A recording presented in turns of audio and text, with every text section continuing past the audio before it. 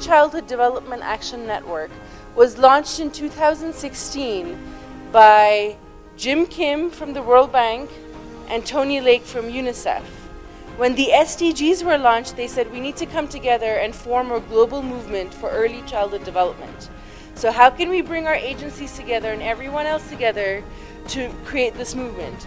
So the past year and a half has been this process of discovering what the network needs to be, what are the needs of our community who work on child development, and how do we build this network to serve them. And one of the things that came up again and again is knowledge. We really don't have a place where we can go find quality knowledge. We can access it easily. We can, have connections and exchange if we want to learn about best practices. It's so fragmented. How do we do that? This is a real barrier in all of our works. You're going to hold up the portrait of your partner and say one thing you've learned about them during your interview. She works with early childhood development. She is passionate about the role data can play in strengthening health systems. She's a nurse. She's got great passion in terms of nutrition issues around children. She works with children from 0 to 3. She loves children. She starts to work with children from the age of 13 years. She is mainly interested in the primary health care.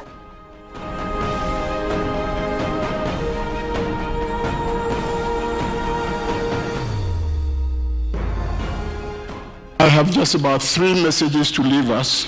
We need to celebrate the fact that there are millions and millions of children who are happy, who are well developed, have the potential to be productive and communicate, contribute to our society. My second point is that we need to cultivate the notion that development is a multiple dimensions. Thirdly, context matters. It matters a great deal, but I want to address 3 contexts. We are all about our children, but the immediate context in which children develop is the family. In 2012, for instance, nearly 180 million children were enrolled in pre-primary education worldwide. By 2014, however, only 40 countries had instituted compulsory pre-primary education, but this has led to steady improvements in the enrollment of pre-primary age children. At the World Education Forum 2015 in Incheon, South Korea, the global education community agreed to incorporate the unfinished business of EFA and the MDGs into the next global development agenda, which we call the Sustainable Development Goals. In order to improve the chances of children to excel, not only to succeed, but to excel in life and transform the continent to the Africa we want, Sub-Saharan African governments and international community must provide the necessary investments for this to happen. Early childhood development is important in building the foundations for success in school and in later life.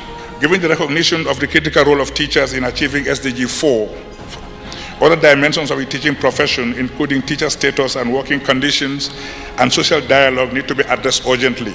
Children must be provided with a solid foundation, educational, health, nutritional, to develop into wholesome individuals that will succeed in school and in later life and transform our continent. As some of you know, the World Bank recently launched the Human Capital Project. This is an unprecedented commitment on the behalf of the bank to work with government and partners to increase investments in human capital, recognizing that investments in human capital are essential for the future, and in fact, human capital, the people power, the capacity of people, is the most important thing any country has.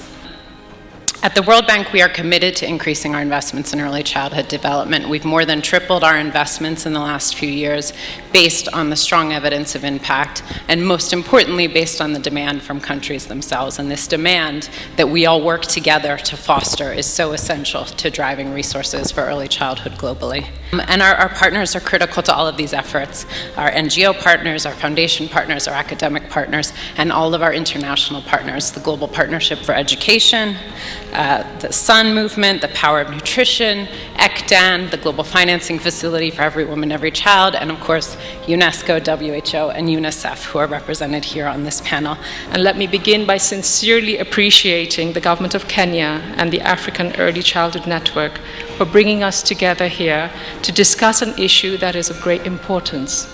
At UNICEF, we believe that every young child should be given the opportunity to develop to their full potential, to become physically healthy, emotionally secure, mentally alert, and intellectually curious.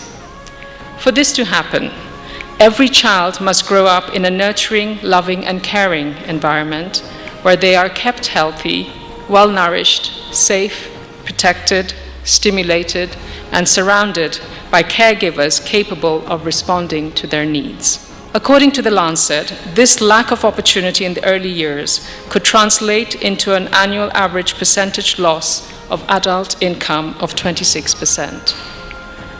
Think of that impact on individuals, on families, on communities, and on countries. A child that grows up having benefited from a loving, caring, nurturing environment has more of a chance of doing well in school, of leading a healthy life, gaining decent employment, and as an adult, also making better life choices. We also want to work with you to create a more enabling environment to support early childhood development. We rightly place much emphasis on the role of primary caregivers, like parents, and we must continue to do so. But let us also consider how best to support our health workers, our nutrition counselors, our pre-primary teachers, care center workers, social workers, and others that are coming into direct contact with young children and their families daily. According to scientific evidence that was presented, over 200 million children under 5 years of age, they said that was a conservative estimate, fail to reach their developmental potential due to poverty, malnutrition, poor health, and inadequate care. This caught the attention of governments, development agencies, civil society organizations, and other actors. Although it took time, it also caught the attention of young, energetic African leaders who are attending the World Forum Foundation on Early Care and Education in Puerto Rico in 2014. The Africa Early Childhood Network was established in September 2015. In the past 3 years, it actually seems longer than that. In the past 3 years, we're very happy to announce that we now are working very closely with national networks in 14 countries with plans to cover the entire region in the next 10 years.